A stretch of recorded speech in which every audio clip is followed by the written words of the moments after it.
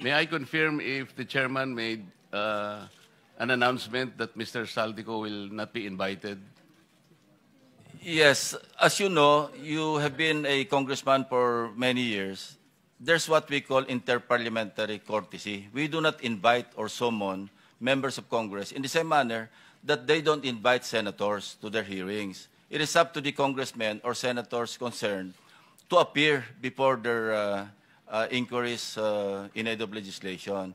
That is a tradition. Yes, Mr. And Chair. that tradition is not accorded to individual members of Congress of either house. It is accorded to the institution. Yes, Mr. Is that, yeah. You will, Yeah, but if he is expelled, then we'll invite him. He's no longer a member of Congress.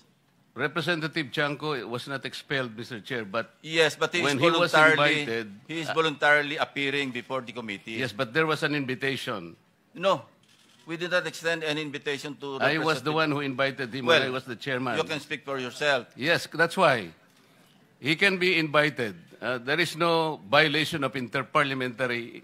Anyway, that's water under the bridge. He will appear, I think, anytime now because he was informed by Senator Ejercito. So can we just proceed?